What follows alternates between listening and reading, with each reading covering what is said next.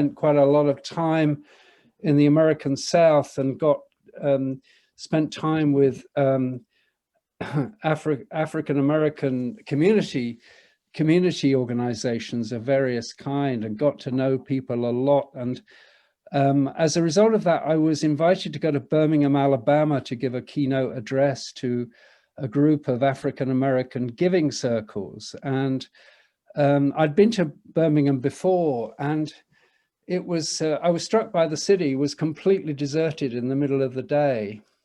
And I went over to the conference a bit early, a couple of days early, and I thought, I'll get to grips with this place. And I wandered the streets, and as is my wont, and I found this is still a very deserted place. And it struck me as a bit like northern France, which is still recovering from the First World War. You can almost feel it in the soil there.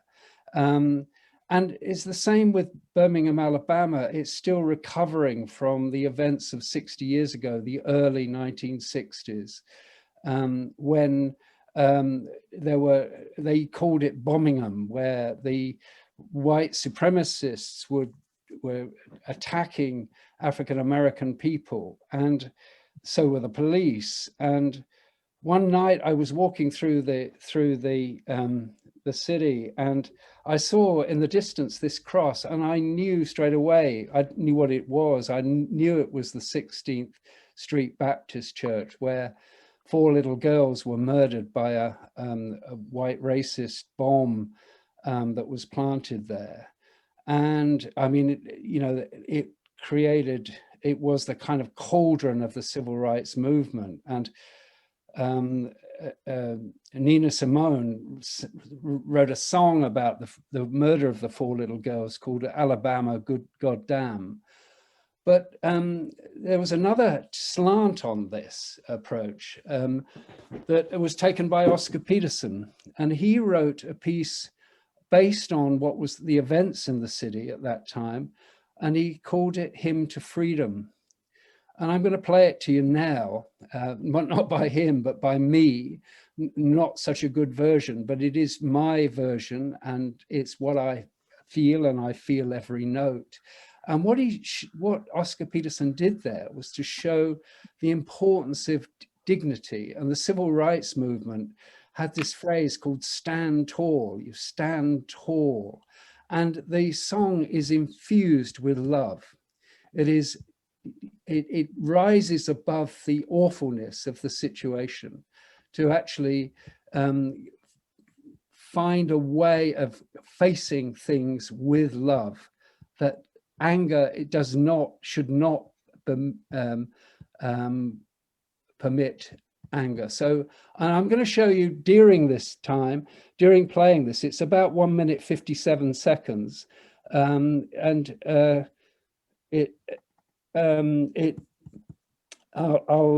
show you a few photographs of Birmingham at that time. That's the church. Barry, we can't see your pictures.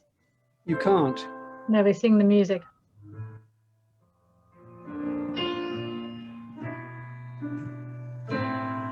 You can't see them? No.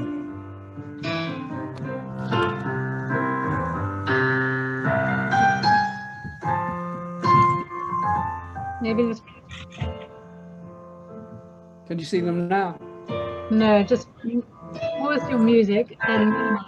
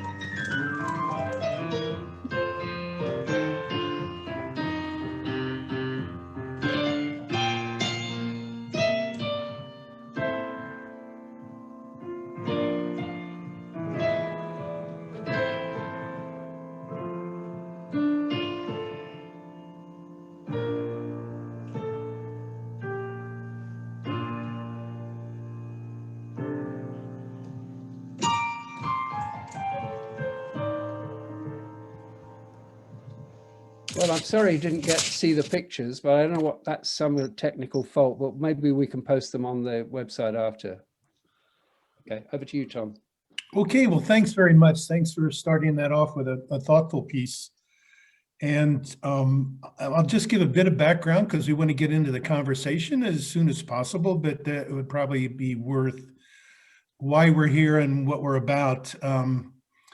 As we said before, that we call ourselves the Radio Gang, and that's a group, Jerry Salo, Barry Knight, Tamsin Ratcliffe, and myself.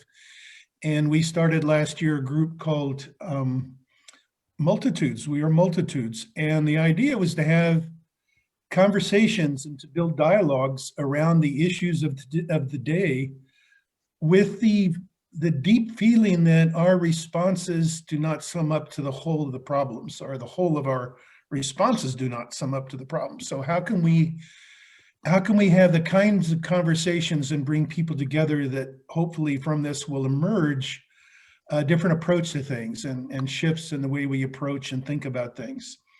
So fundamentally, the Radio Gang, we believe in dialogue, and we believe kind of in the concept the ancient Greeks, when they talked about dialogue, they didn't talk about discussion and the clashes of ideas. They talked about the creation of meaning among a group of people that built on what each person brought in, but then through dialogue came up with something that was better and more thoughtful and more meaningful. And dialogue was the creation of meaning across and among a group of people. So the Radio Gang started. In our conversation last month, we talked about paradoxes, and our theme was summertime and winter. And we had a dialogue about the heightened tensions from the pandemic, inequality, extremism, climate change, immigration crisis, and sadness. And the conversation over the hour and a half kind of came back to the idea of the need for love as central to how we organize for change. Also in January, the Omega Network,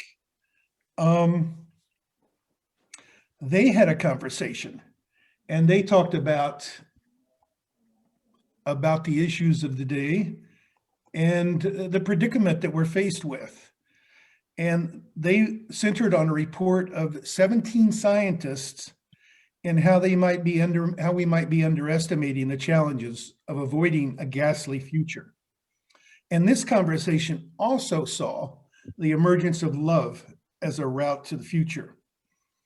So we're going to have 4 conversation guides today, 2 from each of the January conversations, 2 from the Radio Gang and Multitudes, and 2 from the Omega webinar. And so I'm delighted to welcome Joan Diamond and Bill Rees from the Omega Network. And Joan is currently Executive Director of the Millennium Alliance for Humanity and the Biosphere, an initiative at Stanford started by Paul Ehrlich. And they call themselves the MOB, M-A-H-B. It aspires to reduce the fragmentation in progressive civil society and provide a venue for new voices to discuss complex threats to humanity and envision works towards a more compelling, sustainable future. And then Bill is a bioecologist, ecological economist, former director and professor emeritus at the University of British Columbia School of Community and Regional Planning. His early research focused on environmental assessment and led to the creation with others of the concept of ecological footprint. This is extended to understanding the biophysical requirements for sustainability and the implications of global ecological threats. We also want to welcome Lucy and Lisa, who joined the Radio Gang in the Multitudes conversation last month. Lisa is an philanthropy professional with her career focused on impact and systemic change. She is currently managing director with the DRK Foundation, has previously served as CEO of Bernard Van Leer Foundation, CSO at Porteous Foundation, and its leadership positions at Ford Foundation. Prior to this, Lisa was founding director of the largest parliamentary body in the world focused on global environmental challenges. Lucy describes herself as a philanthropist wonk, but as and is a senior research scholar at Stanford University Center for Philanthropy, Civil Society, and director of the Digital Society Lab. She has been a visiting scholar at the David and Lucille Packard Foundation and fellow at the Rockefeller Foundation's Bellagio Center, the Hybrid Reality Institute, and the New American Foundation. She is author of numerous articles and books, including the annual Blueprint series on philanthropy and the social economy, the 2010 publication Disrupting Philanthropy. So with those kind of rather reduced introductions to people who have a deep, rich experience, we want to get more into the conversation. And so I'm going to quickly pass it over to Joan, who's been working on bringing civil society and the general public into the conversation on the human predicament for the last 15 years. This journey, following a career in education, business research institutes, finds her at the nexus of multiple initiatives with a passion for making space for views and sharing learning to diverse cultures and individuals. So I'm going to hand it over, but I'm also going to be annoying, and I'm going to sprinkle some sayings from Gabriel Garcia Marquez' Love in the Time of Cholera throughout our conversation. And so I'll start off with one where he says, wisdom comes to us when it is no longer do us any good. So hopefully this isn't the case. And I also I want to inspire us a little bit in Garcia Marquez's Love in the Time of Cholera with his saying that he allowed himself to be swayed by his conviction that human beings are not born once and for all on the day their mothers give birth to them, but that life obligates them over and over again to give birth to themselves. So hopefully we can give constant birth as a movement and as a group together as we seek approaches to some seemingly intractable solutions.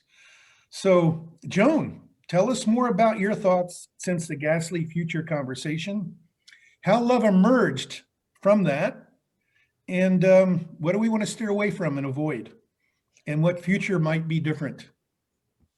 Okay, no small task, but thank you, Tom, Tamsin, and all of you willing to join this exploration. It's simply a continuation of a conversation, and a conversation that in many ways is in its youth, which makes it quite exciting.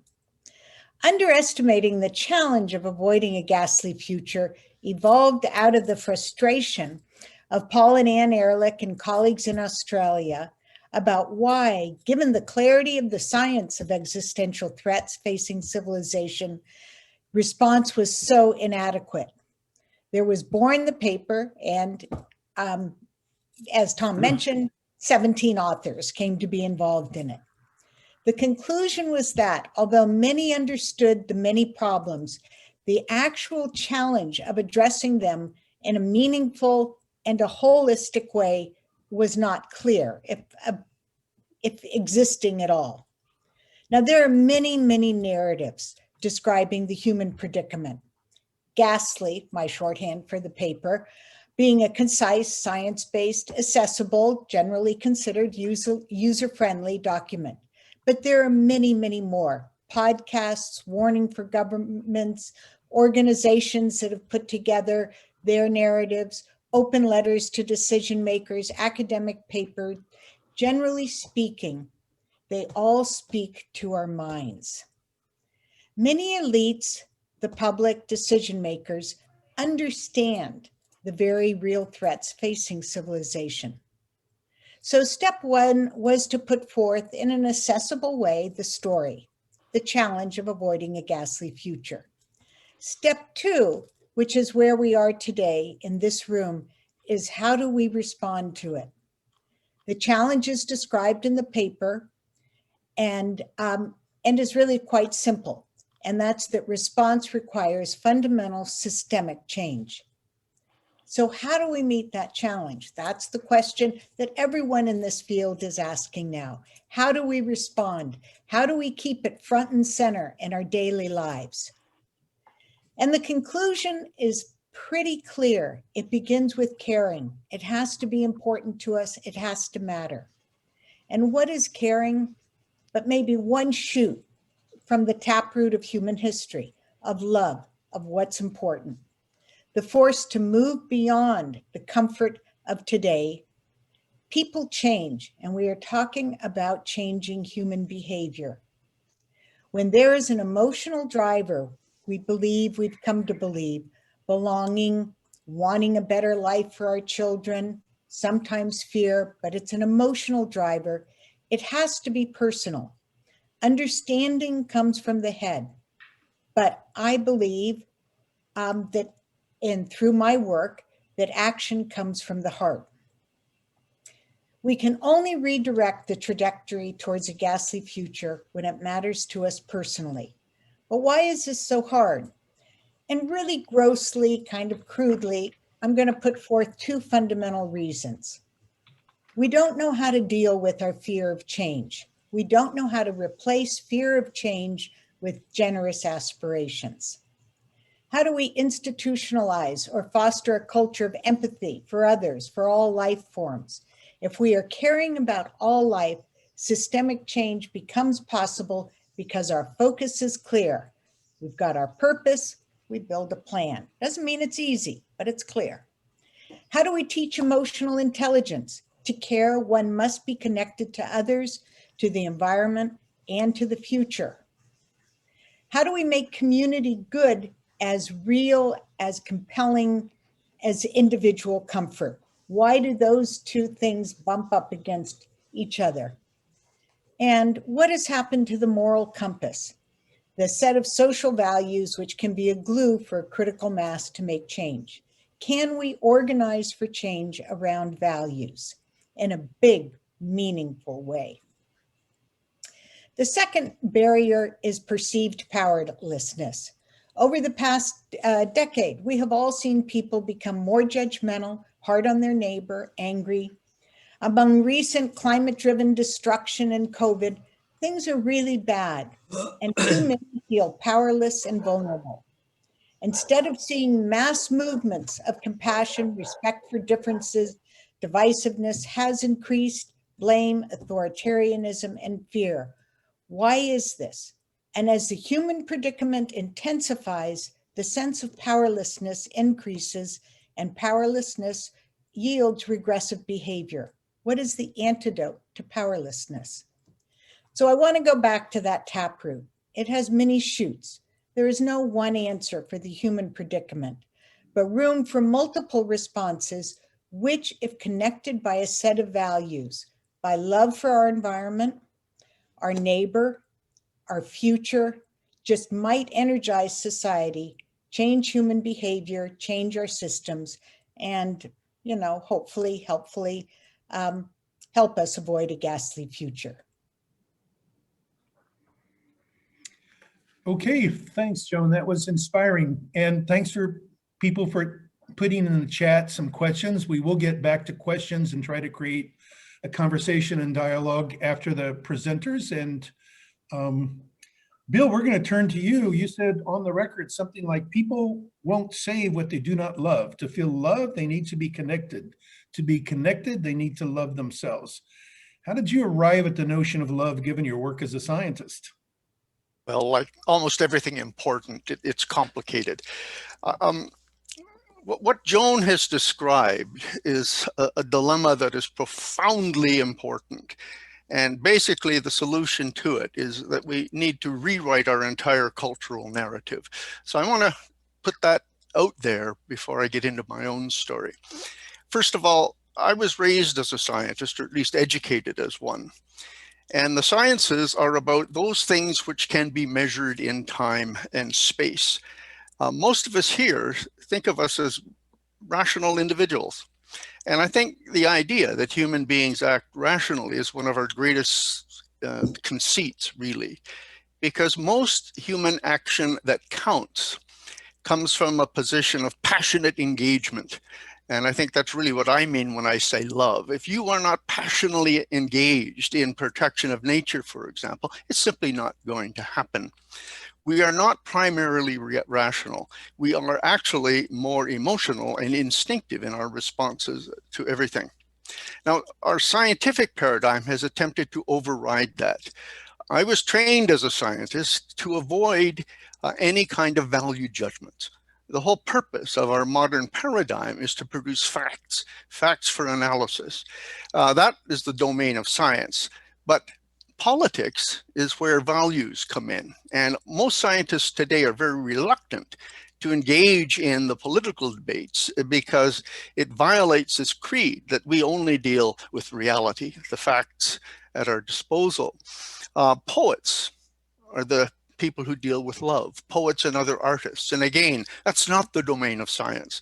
So there's a tremendous reticence among the scientific community to engage in the things that really profoundly matter to people, even to interpret their scientific data in ways that matter to people, so that people can become passionately engaged in dealing with this science in a special way. I was extremely fortunate as a kid, and this is really getting at the answer to Tom's question. I grew up partially on a farm. And this goes back, I'm an old guy, so I'm talking about 1940s and 1950s. So I have had a hand in growing all the food I was eating at the time. I have hand-loaded a horse-drawn wagon with hay, that sort of thing. And at one point when I was about 10 years old, sitting in my grandmother's big country kitchen, I was just staring at my plate of food, waiting for my granddad to say grace, and it hit me like a ton of bricks. I cannot describe the feeling, the epiphany. It really was my moment of epiphany, and it was the origin, by the way, of ecological footprint analysis. But I had had a hand in growing everything on my plate, and right away I understood my profound connectedness to the land. Look, each of us is just a way station for certain molecules. We consume from nature, we deposit our wastes back into nature. Everyone listening has molecules, or atoms at least, in their bodies that once roamed on the Great Plains of North America, in the dinosaurs. Because the wonder of nature is that the very limited quantity of matter that is engaged in the life process is constantly recycling. We are a continuity. We are so much and profoundly a part of nature that it's undeniable that we are connected to it in ways that are completely outside of our cultural understanding. And that's a very important point, because we are currently engaged in a cultural, I use the term narrative, in which economics is the primary motive. And our economic system, the neoliberal economic system, is one which regards the economy as a separate and independent system with no particular connection to the environment. Yeah, we acquire resources and we dump wastes, but those are external considerations. The primary focus is on the economy per se. So we come from a model of reality, an economic model, which we're using to fly the planet, so to speak. And yet that economic model contains no useful information about the dynamic properties of the ecosystems, or for that matter, even the social systems with which the economy engages, and indeed within which the economy is embedded. So think about this for a moment. We're running the planet with a model, if you like, a management system or a dashboard that considers itself to be completely disconnected from biophysical reality, when in fact it's fully embedded in that biophysical reality.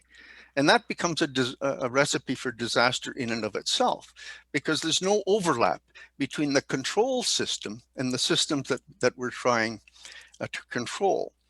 And this fundamental problem is being exacerbated by almost all of the major socioeconomic trends in our world today. Far from feeling connected to nature in any significant way, urbanization has the double whammy effect of both spatially and psychologically separating people from the very ecosystems upon which they are dependent. So we've lost not only our cognitive sense of connectivity, because we've created a worldview that denies the existence of that relationship, but we spatially and further psychologically disconnected individuals from nature because we live in cities. And recently it's become even worse, because with the advent of modern media, social media, the cell phone and so on, we're becoming increasingly isolated even from each other as we get involved in tiny bubbles that are simply echo chambers of our already preset visions and so on. So the bottom line here is, it seems to me that human beings are a unique species in that we cognitively or socially create the realities from which we live. Every other species lives in the world as they find it. But humans, as we can see from the enormous diversity of cultures, of religious beliefs, of economic paradigms, scientific values, and political ideologies, we create models of reality. And then we act out of those models, out of our social constructs, as if they were real. And they become far more important in governing our behaviors than does the actual reality in which we find ourselves. So the bottom line is that the modern techno-industrial society is a social construct. It's a world in which technology is reality, not nature in and of itself. In nature, in fact, the real world has become a backdrop, sometimes a hostile backdrop to human affairs. So if we want to really change, we have to recognize, we have to go right back to the roots. We should be engaging in a lifelong project of rewriting our entire cultural narrative, so that we have a set of stories in our religions, in our economic, in our economies, in our political ideologies, which map better to the biophysical realities in which we find ourselves. If your control system doesn't map to the system you're trying to control, you haven't a hope. I think it was Stafford Beer said that we have no means of regulating our interaction with reality if our models of reality don't contain those interactions. So education is extremely important. Our whole education system is based on this notion of human detachment from the nature of reality. And so I guess all I'm saying is that this is perhaps not the beginning by any means, but part of a discussion in which we have to be engaged in understanding, first of all, that we construct the realities out of which we operate, that those constructed realities may have nothing to do with the biophysical context in which we find ourselves. We've gone astray, and we need to start by rewriting our cultural narrative. One final problem, I don't call it, I haven't coined the term, but a colleague of mine, Daniel Pauly, did, called baseline drift. Every generation is born into a world which they take to be the norm. In fact, today's world is a remnant ecosystem of what existed a mere 100 years ago. So what we take to be the norm today is just what's left over. We've essentially displaced 95% of the mammalian and vertebrate biomass that existed here just a few thousand years ago. In the last 50 years alone, we've seen a 70% decline in the remaining populations of the monitored vertebrate animals on the planet. So we are engaged in an ongoing slow process of extinguishing the very nature that sustains us. And yet we're not conscious of it because we have not evolved to observe these kinds of slow changes. We need to rewrite our social narrative, or we will continue down a path to self-destruction. And we're certainly showing every sign of being on that path today. Thanks, Bill. And thanks for people commenting. Lisa Jordan, how does that resonate with you? And feel free to unmute and go for it. Well, you know, the thought that comes to mind is that it's always darkest before the dawn. and the reason I use this trait saying is that when Obama was in power, before we had the escapades of the Trump administration, politically in the United States, we were in a euphoria of hope. Kids came out to vote when Obama came because he had a message of, yes, we can. And we were also influenced by this kind of what I would call the Silicon Valley bubble of we can, build technology that will take us out of this, that will solve all of our problems. We were in this new technological revolutionary wave. And of course, now we're in the backlash of all of that, right? So we had 4 years of a horrible Trump administration. no one trusts Silicon Valley, period, no matter what. And we all understand that the models of the economic models pursued by the venture capitalists there leave 99% in the dust, and there's 1% whose name is Elon Musk at the moment.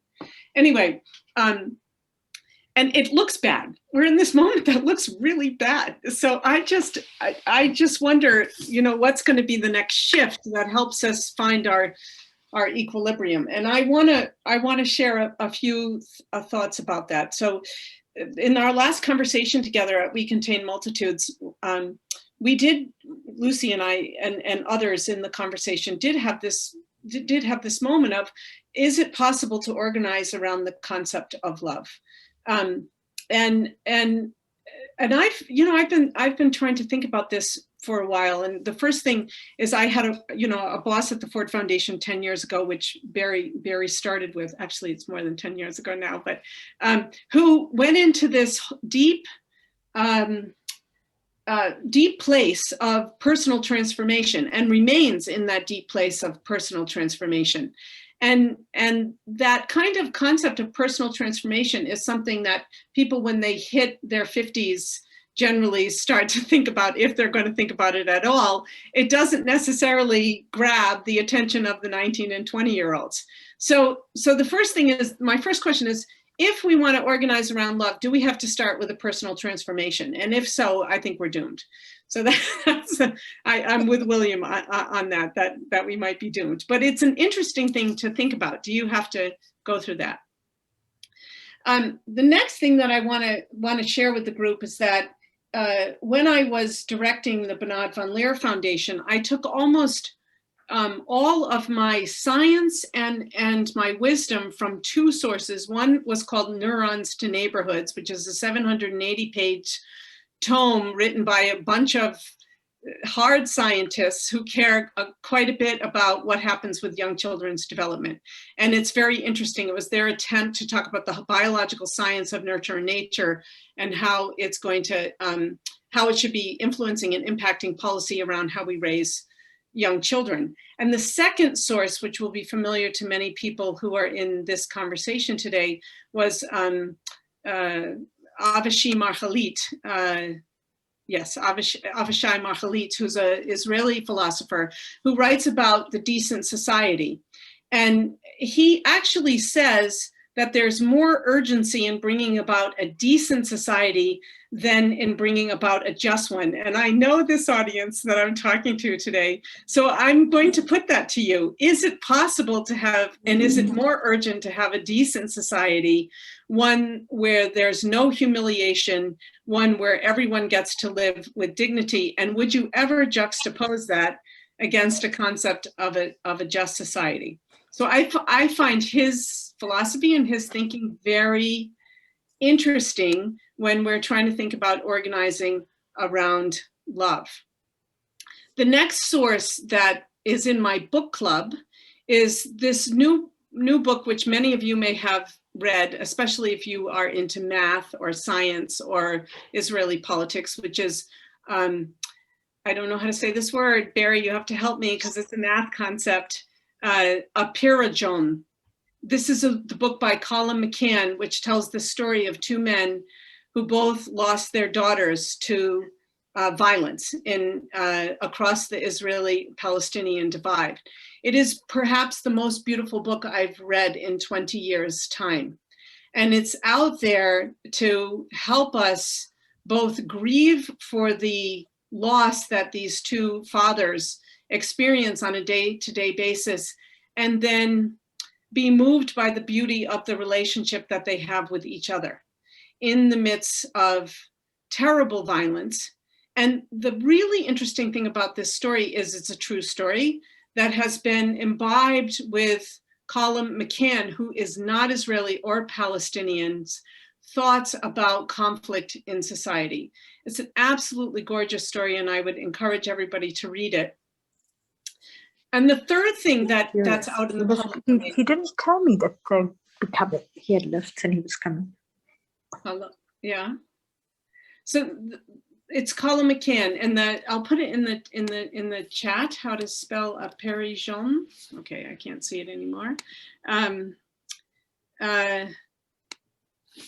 The third thing that I want to say, which comes from a totally different space that I've also found to be really interesting when you're thinking about can you organize around love, is the Laudato Si, which is Pope Francis's only encyclical that he has put forward in 2015, which really brings you right back to this question of how do we take care of the planet? And he has attempted to take Catholic doctrine, if you will, and scientists on the other hand, and bring them together to write canon law for all of the millions or billions of Catholics who live across the world. And if you read the first 130 pages of Laudato Si, it's very, very moving. If you're a feminist and you read the last 30 pages, you are horrified. So you have this kind of different reactions, but these are all I think, big pieces of artists and philosophers and religions that are trying to help us get through this moment and think about really how do we organize around concepts of love. And I just want to touch for 1 second, and then I will be quiet because I'm just throwing things at you that I find very interesting to help us grapple with this question. We also, we've been measuring GDP as an economic process for, the last 40 years. And there are 3 other things that have come to the forefront that we could be measuring. One is the genuine progress indicator, which looks at stocks and flows in nature, which looks at human well-being, which helps thinks about the density of association in societies, which gets you to that decent society question to some degree, which I think is a really interesting concept because it would force us to think about, are we doing well or are we doing poorly in a different way? What you count is often what you value. You have the Human Development Index, which has more cachet also, which measures different components of society and how we operate together. And the third one was the density of association. What if we were measuring the well-being of society by measuring the density of association in a society? And that would help us if we had a huge public conversation about the density of association. We would understand what's healthy and what's not. Now, we can have an argument for the next 3 days about, is that the right thing to measure? But you reminded me of this when you're speaking about economics and our whole system just really being oriented in the wrong kind of way. So these are the things I just want to offer to the group. Thanks, Lisa.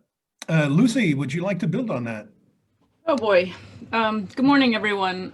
It's really nice to be here. I'm Lucy Bernholz. I'm calling in from the unceded territory of the Ramaytush Ohlone people, commonly known as San Francisco. And I had, put together a bunch of ideas and thought I'd talk about something, but I want to actually instead respond and engage with what others have said. And most importantly, I come to this conversation trying to leave my work head somewhere else and just come with myself as a person. So while I appreciate the long introduction that Tom provided, I hope that I could just be known as a good neighbor.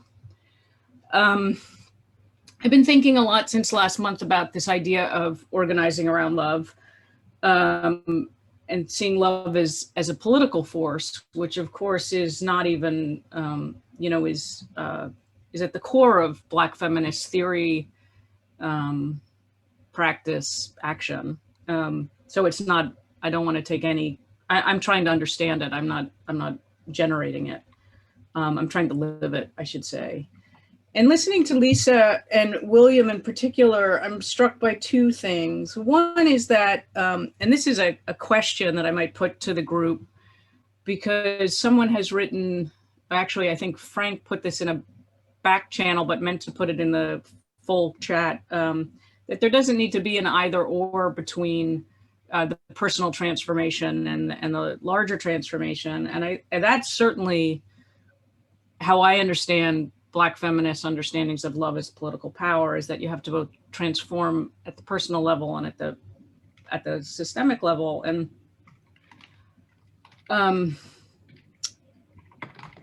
So what I wanted to say about this is I think part of the challenge, part of what's hard about love as a political organizing framework, it's hard for me, and I'll tell you a story about why, is that love involves heartbreak. Love is not all easy. And living in the US over the last, well, I've lived here all my life, but particularly over the last 20 years, I think in general, our political engagement starting point is one of anger, because anger is an easier emotion for a lot of people, not for everybody, but heartbreak is hard, and love involves heartbreak. And I think about that because, again, in the chat, there was a question about, you know, do you have to be in your 50s before you get to this point? I don't think you have to be in your 50s. I think all around us, people are heartbroken. And there are so many existing, to William's point, not just existing, but well, I'll use existing narratives, social narratives about operating from love and collectivity and association, but they're, you know, they've been destroyed deliberately by white capitalist imperialists. I mean, very deliberately, but they exist all around us, and their continued existence is not just remarkable, it's hope-giving. I mentioned in our previous conversation, and I'll put this reference in the chat as well, the book by Nick Estes called Our History is the Future. And it's a story about the about indigenous resistance in the US against the Dakota pipeline. But the title itself is to me just a remarkable statement and very motivating to understand these communities all around us, our neighbors, who have been the subject of efforts to obliterate them over centuries, over millennia. And they thrive. And they're connected. They have many of them, I don't want to generalize and uniformize them. That's not a word, but you know what I mean. They're not all one, but very different relationships to the land, fundamentally different understandings of collectivity and individuality and dependence and on nature and on technology. I'm learning this in at 10 o'clock when I put on my go back to work hat. I'm going to tell you all about an Ubuntu informed approach to artificial intelligence. But all of this, I say this just because I think so much of this wisdom exists. And especially with all that's been said about the urgency, and I agree with how urgent so much of this is, and how overwhelming it is right now too, when there are people freezing to death on the streets of major American cities. On top of everything else, we fail to provide heat now. But we don't need to invent this, is what I'm trying to get at.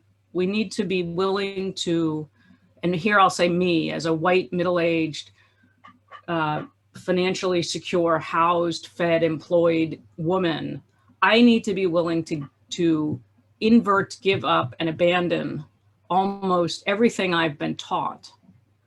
And I have 3 advanced degrees. I've been taught a lot of stuff. And I think this is important because I think younger people are heartbroken at a scale and a generational heartbreak. My son was born in 2000. He's known pretty much nothing but heartbreak at a systemic and political level in the United States for his entire life. His first memory is losing his uncle in September of 2001. So willing to really abandon what we think is the way and engage with those who learn from those who have always said there are different ways, I think is a challenge. And not to see that we, particularly we white people, we white financially secure enough white people to be on a call like this, have to invent this. We need to follow. I'm not sure we need to lead. There's another reference I'll give if you're not into nonfiction, although I gather from this group we are, if the Nick Estes book, which I'll put, there's a wonderful, I just finished a wonderful novel called Moon of the Crusted Snow, which to weave together how art and how powerful art is another example of the same indigenous survival, despite, deliberate efforts to destroy their communities. There's one other thing I wanted to say. There was a story I was going to tell, but it's all it's all a mess now. So I'll skip that and just engage with others. But I guess my point is we need to follow and engage and support and be willing to know that there's a lot of this wisdom out there. And I'll put some references in the chat. But I also think this learning is not book learning. I think it's heart learning. So thank you. Thanks for being here. Thanks for having me. Thanks, Lucy. We're going to turn back to Joan, Bill, Lisa, and then Lucy, if you want to make any comments on what you've heard.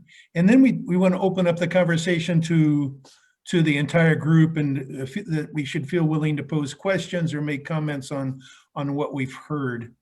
And then you can post them or you can raise your hand. But let's just do a quick pass by on Bill, Joan, Lisa, Lucy. Anything you want to add or build on what others have said? Bill, go ahead. We can start with you if you can unmute. All right, then. Well, a couple of things come to mind. I was intrigued by the title of that book, Our History is Our Future, because it may be hopeful in a sense, but it's also foreboding, because human civilizations have a history of repeated collapse. And if you read such volumes as, and some more references, The Collapse of Complex Societies by Joseph Tainter, or Collapse, How Societies Choose to Fail or Succeed by Jared Diamond, each of them lay out the kind of symptoms one might look for to determine whether one's culture or society is heading in that direction. And I think it's fair to say that every single one of the symptoms in both of those books, some of which are social, some of which are institutional, political, and ecological, all of those symptoms are evident today in the world. And so it does look fairly forbidding in the sense that the direction we're going is one which historically has in fact led to an implosion. That can be a good thing, which gets to a point a number of us have raised, that we need to rewrite the narrative. So once you go over the precipice, there's time for recovery. And if we have any intelligence, if we have any right to claim to be an intelligent species, we should be able to learn from that history. One advantage the present culture has over previous ones is that we are aware of what happened to the previous ones. And if we don't choose to learn from that, then we don't deserve to survive and pull through this. So I think that's a very major lesson. I started out by saying that obviously love, which I regard as a kind of a passionate engagement in the environmental movement, in my own case, is an extremely important thing because it is emotive, and humans are primarily emotive creatures. But of course, there are a range of emotions. Someone's mentioned fear. Another one comes to mind when I listened to Lucy, because she talked about giving up this or giving up that, or having to change the entire way of life that she has grown accustomed to. And of course, that's an inordinately important source of fear for most people, because our culture has not created a fallback position. And what we see today is islands, millions of isolated islands of individual families or people or communities with no sense of overall refuge, as it were. And here we see climate change and biodiversity loss and political uproar, all of which threaten their security, the hard-won rewards of their own lives and so on. And if they lose that, they see no way to recover from it. And so I think fear is at this point a stronger emotion than love. And it's one that is going to have a much greater impact should things begin to fall apart in the near future. So fear of loss is an inordinately important thing because it drives us to do terrible things. And again, I think it's worth talking about. We don't like to talk about these things, but before love can emerge, people need to feel secure in that love. They need to feel secure in that their passion and engagement in whatever it is they're passionately engaged is going to pay off and leave them something.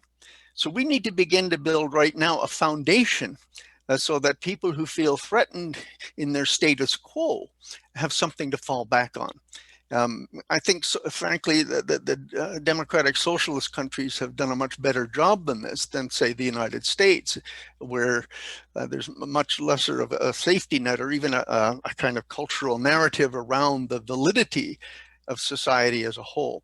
But on the whole, if we don't begin to construct that kind of, it's almost a psychological safety net, fear is going to be a much more powerful force for change in the future than will passionate engagement or love in protection of the environment or climate change or whatever it might be. Okay. Joan or Lisa, Lucy, you have anything to add before we turn to the group? I completely agree with William. Fear is also so manipulatable. And I put in the chat that I just think, you know, they're not, I would agree with the statement that if we don't learn from the past, we're sort of get what we deserve. I'm an historian by training. I think we also live in a culture, again, speaking about being a white American, live in a culture that's actively seeking to deny and rewrite its history every day, every minute. Well, former, as he's now being called, the former guy in the White House, that's what he did for 4 years. Just rewrite, just obliterate it. So yeah, fear is, I don't know if it's the opposite of love, but it certainly is intensely powerful and quite easily manipulated by others. Joan, Lisa? Well, I strongly agree with both Lucy and William in this response, and really just about everything that's been said. But I also have some dissonance going on, because one of the things we see in the mob is the many, many thousands who represent hundreds of thousands of people of all ages who are aware of the issues and the problems, who openly discuss, particularly the younger ones, their heartbreak. Maybe it's not particularly them, and yet are willing and eager and hungry to engage and do something about it. So, you know, from my seat, you know, I have this daily flow, sort of an elixir of that there's a really strong, good force of, I'm going to say, ordinary people who are ready and primed, and when given the opportunity, can do the leading, are ready to lead. So I have that countering all these other things that I believe. And I want you to know I'm just as discouraged as many of the people here have said when I look to the future, but when I experience what's out there, it's a different feeling.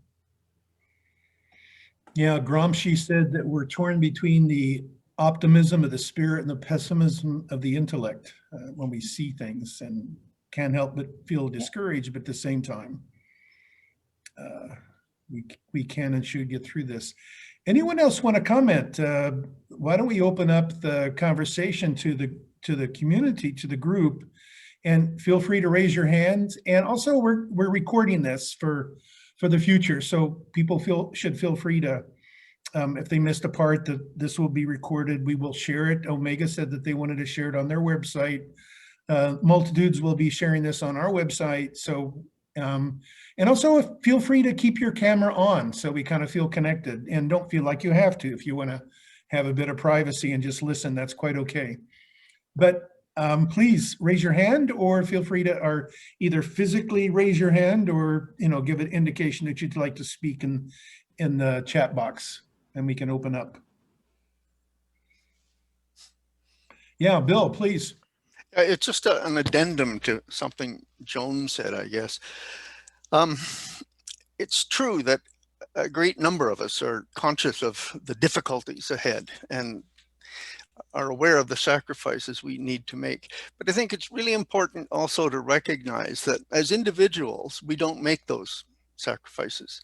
So for example, if we look at the requirements of really responding to climate change, we need to be out of fossil fuels within 10 to 20 years, which is a change unprecedented in the development of any human society. We can see a little foreboding of that, if you will, in what's happening in Texas right now. We're completely unprepared. We frankly don't have alternative energy sources to maintain anything like the kind of society that we have now. So we really do need to understand that knowing what is ahead isn't sufficient. I don't live a sustainable lifestyle, and I don't choose to do so alone because there is no fallback position. But should society organize, should a major politician, say the President of the United States, or even the Prime Minister of Great Britain, stand up and say, look, people, we've got it all wrong. We've got to redesign our society, and we're going to start this way, in a way that ensures that the major change that people go through will not result in the kind of social chaotic disorder that will happen in the absence of such an underpinning. So I am willing to change if society is changing with me. People have to recognize that we are engaged in a collective enterprise here, and it requires collective solutions.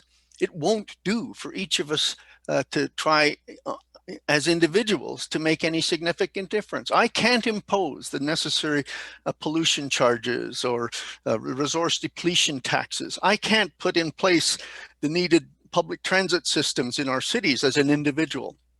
Those are activities that must be undertaken by central governments, for example, on behalf of the common good. Something like that has to be understood and implemented so that people know they're not going to be left out and stranded. And therefore, by the way, when they feel that way, it means they're going to defend to the last drop what they've already achieved. That's where the fear kicks in, because they have no sense of community that's going to keep them going.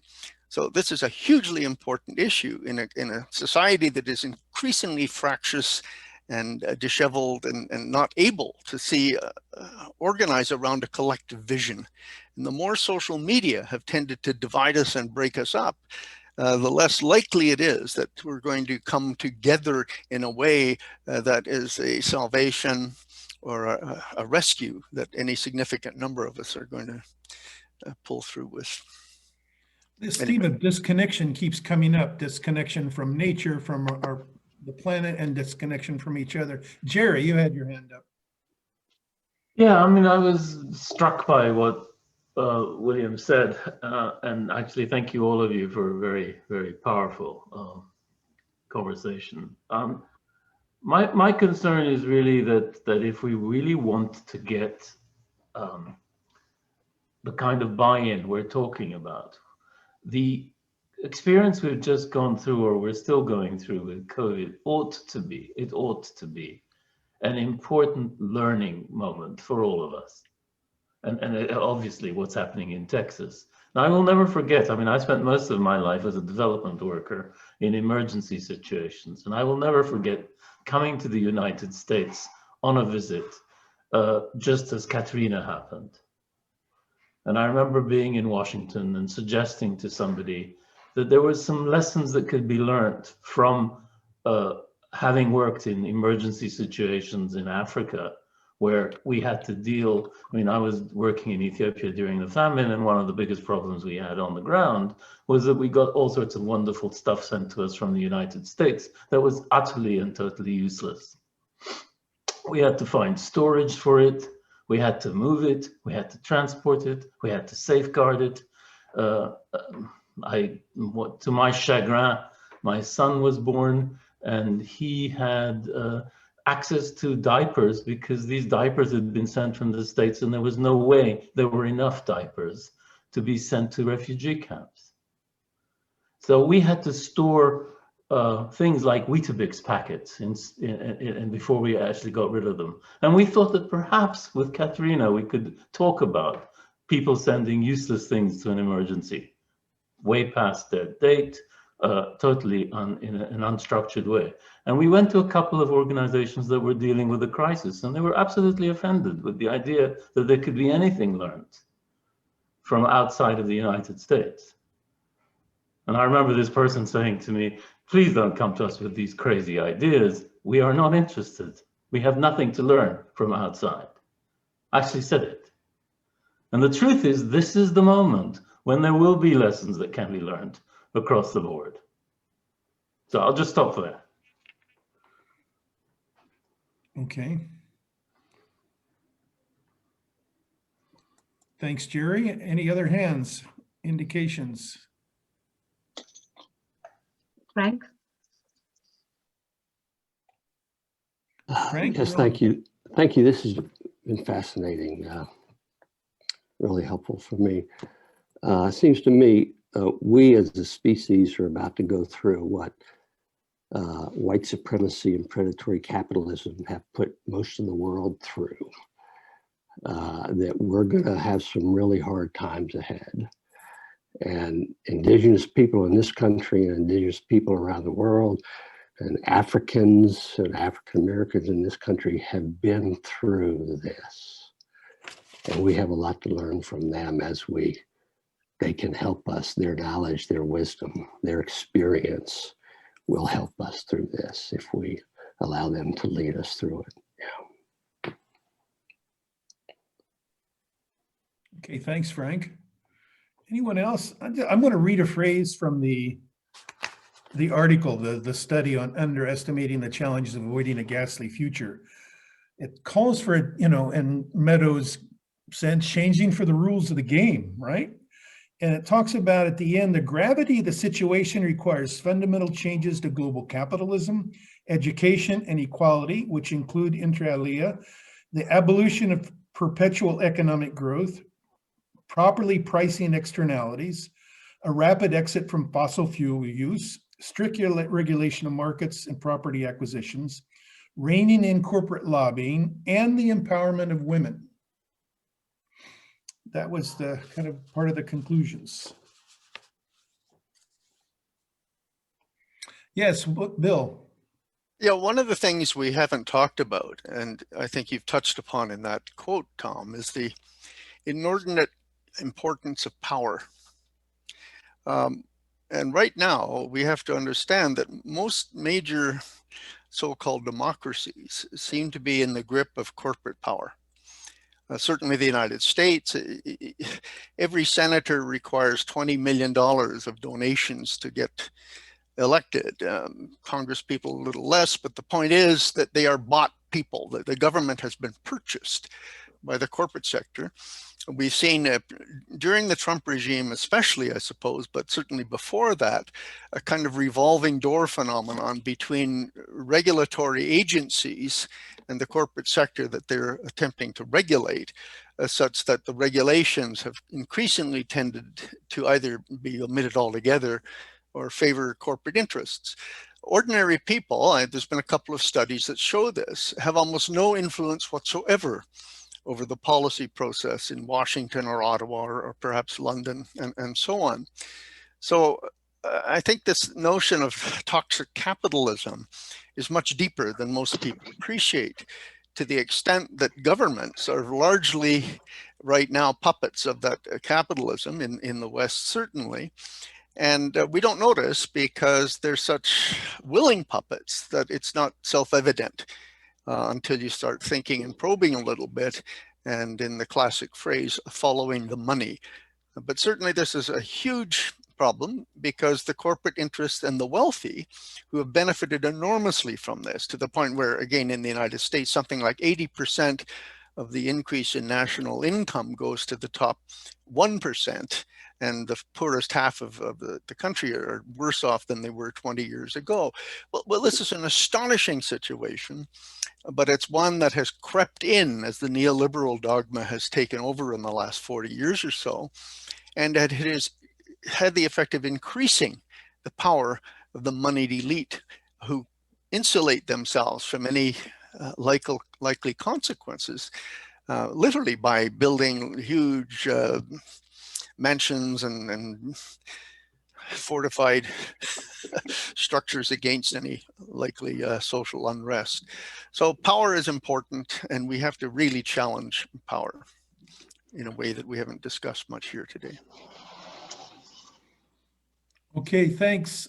Actually, let's, looking at Jordy saying that she cannot comment because she's disconnected from the mic, but that we need to build on an allyship or focus on allyship that gives support to the emergence of the wise leadership that exists on the margins or split off from the mainstream. That builds on some of the points that Lucy made as well.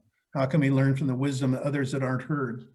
So David, I've been fascinated by some of the recent slides I've seen you put forward, and where you quote T.S. Eliot and other folks. So please.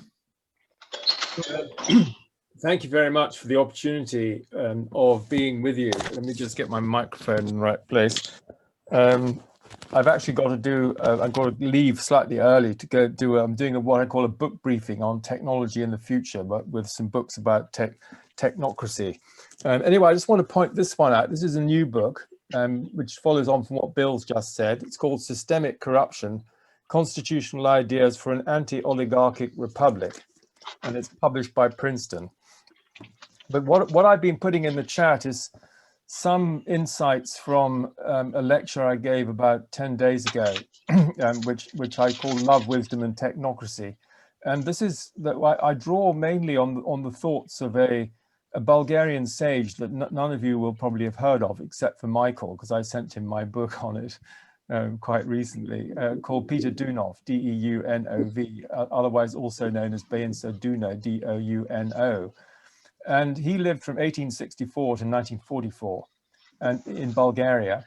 And he gave 5,000 talks and 150 volumes of his material. And yet it's hardly known outside Bulgaria. And if I learnt Bulgarian in order to understand it a bit better. But I just wanted to share one or two of his key ideas. And one is to do with evolution and the direction towards what he calls cosmic consciousness. And I think other people have this in mind as well, Teilhard de Chardin, and therefore a greater sense of empathy and unity. And what he explains is there are 4 degrees of human culture, and we see all of these operating at the moment. I won't give any detail: violence, law, justice, and love. And for him, love is life for the whole. So instead of living for yourself or for society, you live for the whole. So he said the supreme goal of human life is that people should be free and to serve love, wisdom, and truth. And these are the fundamental principles. So he doesn't have a belief system. He has rather a set of principles which everybody can agree on. We can all agree that love is important, wisdom is important, truth is important, freedom is important. But the question is how to put that into action. And where we are at the moment is that he says, and I rather agree with this, that the current culture is one of intelligence, while the new culture will be based on love. And he's saying this, and his analysis of love is quite complex. Now, I'll post a PowerPoint in the chat if you can open it. And he said the new culture can arrive in 2 ways, and I think this is exactly where we are at the moment. And one is the awakening of human consciousness. This is the personal transformation and a new wave. And the second is the path of suffering through catastrophic breakdown, which is what we're looking at in sort of the context of the conversation we're having. He then just gives an image, which I'll finish with, which he says, work is the application of love. So how do we act? Act like light. It gives you life. Act like the apple tree. It gives itself to all. Act like the source. It distributes itself to all. So those are just a few sort of more philosophical, metaphysical thoughts and context. But I do think that if what's in prospect is not moving in this direction of love and wisdom, then actually we're devolving rather than evolving. And this what I've been saying is the deepest aspiration of the human heart. We all long for this, and yet we think from a practical point of view it's just impossible. And Bill has identified, you know, many of the reasons why it is, because we're embedded in this oligarchic system, plutocratic system, where all the governments and the agencies are all captured by the relevant industries, telecommunications industry, pharmaceutical industry, and so on. And so we're just singing from their hymn sheet and reinforced by this fear, which we can only overcome with love. So that's a sort of small rant from me. But I think, you know, I certainly feel passionately about all the issues that we've been talking about this evening, and it's very nice to be able to feel that one's in good convivial company.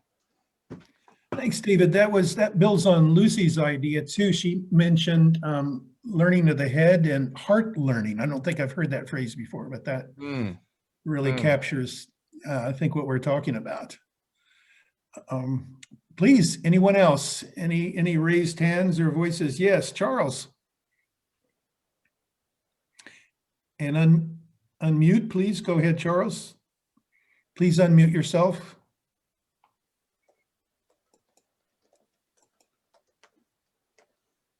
Okay, I'm Charlie Halpern. I used to be a foundation person. For the last couple of years, I've been working at the National Academy of Medicine. I'm a member of the Academy and have been for 50 years, although I'm a lawyer by training and practice. And I find the National Academy, which should have been on the front lines of the climate and health issues, which are extremely important. They should have been on the front lines 30 years ago, and they've done almost nothing. And I've been trying to bring them forward into the current situation. And I've been struck by the fact that many of the people there who don't quite understand what I'm about say, I admire your passion.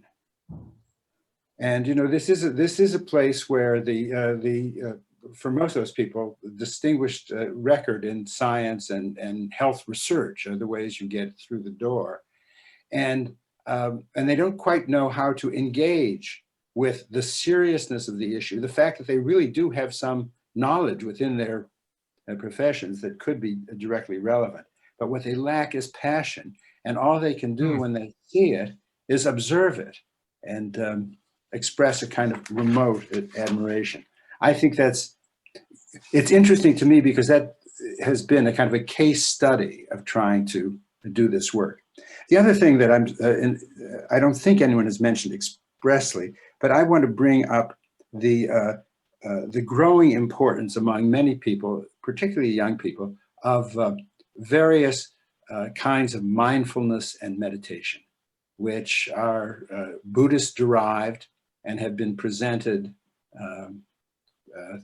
throughout the West, particularly in the last 25 years, in a way which makes a conversation about love and compassion and empathy as core values, not only very, very comprehensible, but it also presents a way of exploring these things through ancient practices, which are, you know, it's still on the periphery, but I've been at this practice myself for 40 years, and it was really on the periphery then, and now it is often often in recognizable forms, becoming part of a popular conversation. And that's something that I think is at least another window to look through as we think about possible futures. And that's, you've hit on a point there, Charles, which kind of pushes a button. How often do we feel like we have to apologize because of our passion? People are like, sometimes it's condescendingly said, oh, I admire your passion, but, right? So, you know, that's an issue we have to deal with, as if passion were a problem. Always. That's right. Whereas in our conversation today, it's been very nourishing to me to see passion being central to our solution. And I think that's the message that I'm going to try to infuse in my subsequent interactions with those distinguished people. That's an extremely important point, if I can add to that, because again, as a scientist, to express passion is to be discredited. You immediately disqualify yourself from comment if you exhibit passion in presenting your data. And that's a part of the ingrained philosophy of what we call science today. But it really hobbles us all from coming forward in ways that are important in furthering the dialogue on a cultural and social level. So beware the passionate scientist. He's obviously lost his groove. Lost his objectivity. That's right. Yeah. Okay, any other comments? Or I'm seeing some really good comments in the side. David Larmar, please look at the chat box. He's given his email address if you want a copy of the presentation that he did. So it's actually quite stimulating and inspirational. So please. Oh, can I ask a question? Please, Tamsin. And it comes back to Lisa and Lucy's conversation last month, which is, of course, what instigated a lot of this, and that is the how to. Because I think we know the why and we know the what, and what traps us still is the how to. And Bill, it was also in your comment on the Ghastly webinar, which is, you know, we won't protect what we don't love. But how do we encourage that love? Is it enough to be a good neighbor? But how do you build that, you know, get to the 100th monkey, if you like, to disseminate or distribute that and create a way that it can go widely? So I'd love to know what anybody thinks about the how to move this. I mean, I was struck by Bill's comment on, if collectively we do it, he'll do it, and I think a lot of us feel that way, that our single actions are so limited in meaning. That's my question. And Lisa, I mean,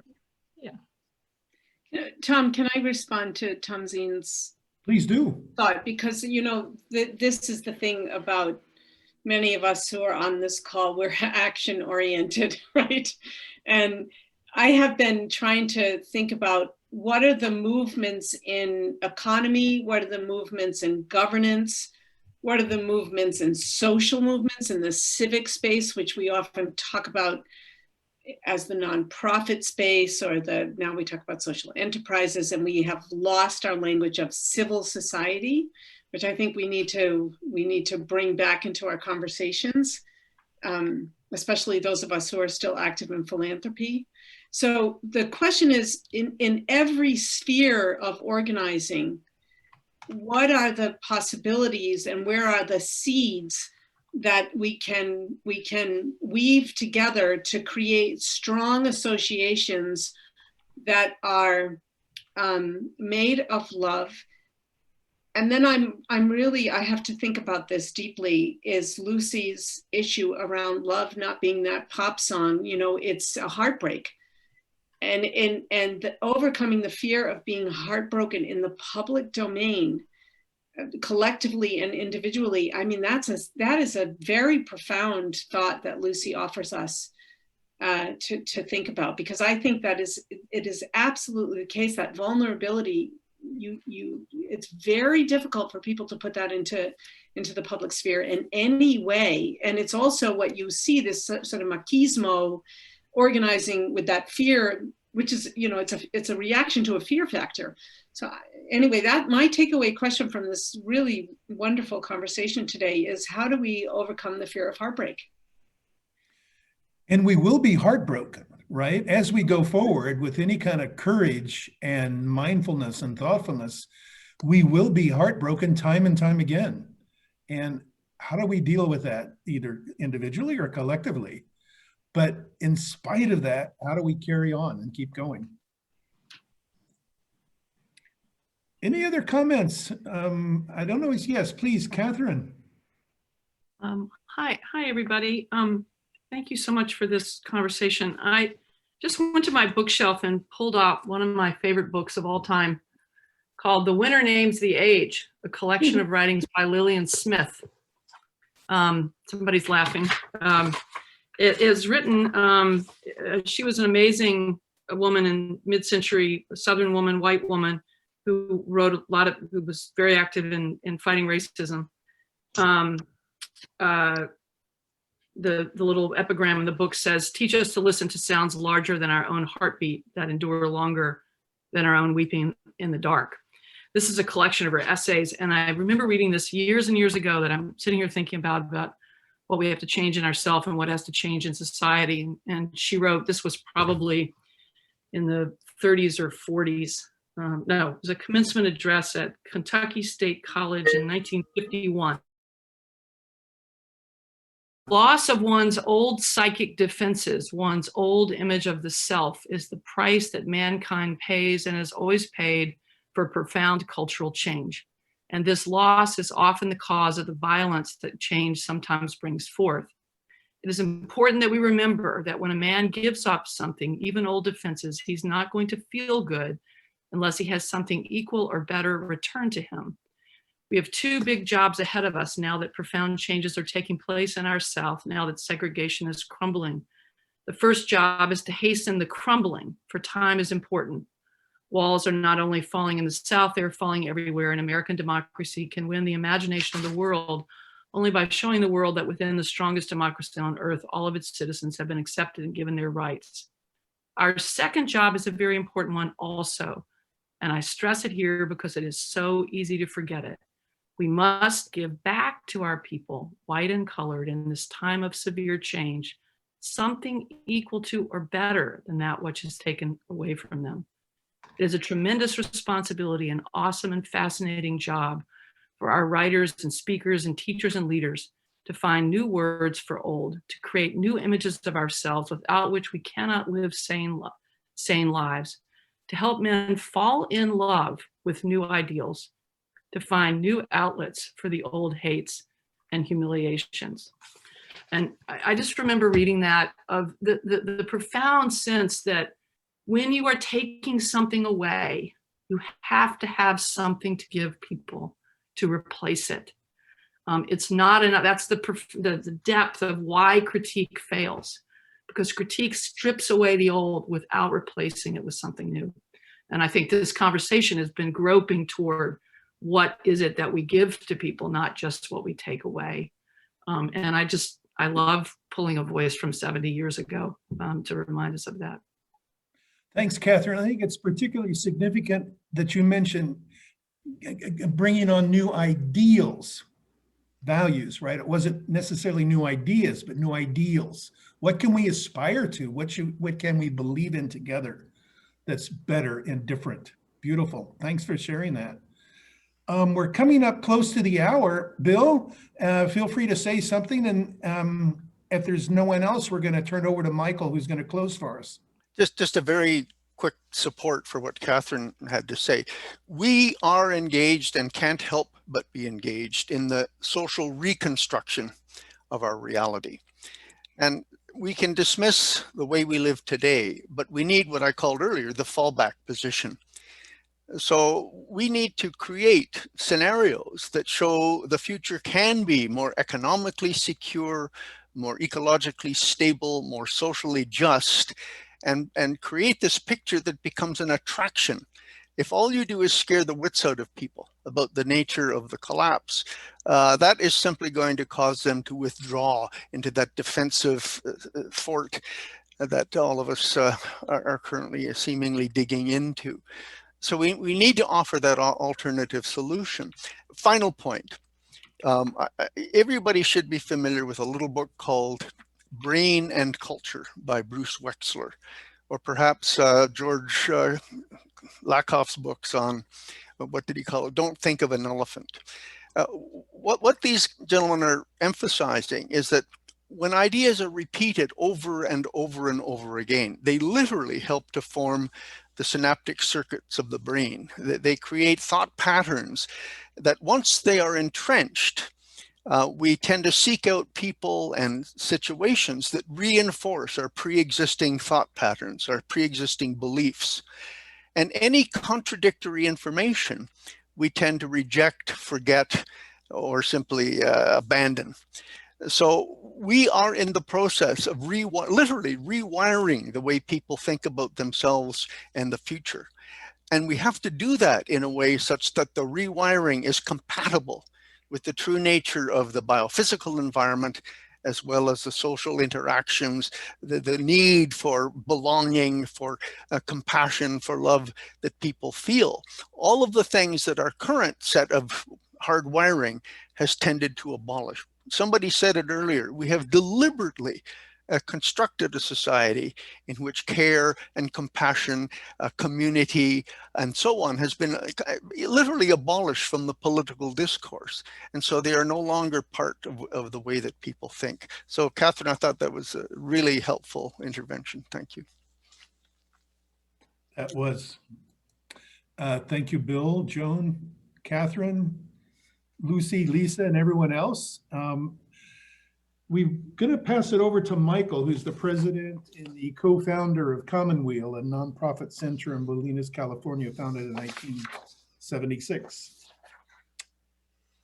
Tom, thank you so much. Thank you all for this powerful conversation, wonderful collaboration, and thanks to you and Tams and our presenters and the radio gang for engaging with us at Omega. A few quick thoughts. I put it in the chat, but this beautiful comment from Sri Aurobindo: the future, if there is to be a future, must wear a crown of feminine design. I love Catherine Fulton introduced me to a phrase of Stuart Brand, which is planetary realism. I like that phrase because planetary engages us with vision, realism keeps us on the ground. On the ground, we are in a bottleneck in evolution, and only part of biodiversity and humanity will come through. But what part of biodiversity and humanity, and can we bend the curve toward justice and toward a creative remnant based in wisdom and compassion? Just a couple of metaphors. I've worked with people with cancer for the last 34 years. And the Jungian concept of the wounded healer, I think, is very relevant, that the wound is not only a wound, but it is an opening. And it is through the opening that the light can come. And I know, and all of us know, that people transform with deep wounds. So do civilizations. There are great transformations after major wars, pandemics, collapses, and more. Not necessarily for the better, but they do transform. We've talked about love, fear, and anger as motivators, but there's something else, the survival instinct, which has a foresight function that we could imprecisely call the search for resilience. The survival instinct may draw on all three of these things, love, fear, and anger, but it goes beyond them. And the survival instinct can be for individuals, organizations, communities. The strategies will be very different based on worldviews and situations, but the survival instinct may be an operant factor in moving us toward a more collective understanding of survival, community, and resilience. And resilience, foresight, creates another realization. You can't survive alone. You can only survive in community, and community is strong when people care for each other, caring in a way that can even involve self-sacrifice, which is an operant version of the concept of love. So I would just suggest that our task is both to recognize that we will not reverse completely the evolutionary bottleneck that science so clearly says we are in. But we can try to bend the arc of that bottleneck toward wisdom and justice and compassion, and the things David Lorimer spoke of when he spoke of cosmic consciousness, which not only involves love, it involves love, wisdom, and will, the work of the heart, the head, and the hands. And so we are in this struggle which will transform us, either for better or for worse. And those of us on this call are seeking to move us not to something we need to invent. The survival instinct is based in us. The question is whether our wound can open us toward the light instead of toward the darkness, and whether that opening to the light enables us to remember this great tradition that we all come out of non-dual consciousness, non-dual visions of the perennial philosophy or the perennial tradition. So sorry to go 4 minutes over, but I wanted to say those things. Thank you both. Thank you all. Thanks, everybody. We hope to do this every third Thursday of the month, one conversation to the other. I know Omega has their own, but this has been a wonderful bringing together of two moments and two movements. It's been quite inspiring. If anybody has any other closing comments, we'll call it a day. Thank you, Tom. Thanks, Thank everybody. you. Stay Bye. healthy, be well.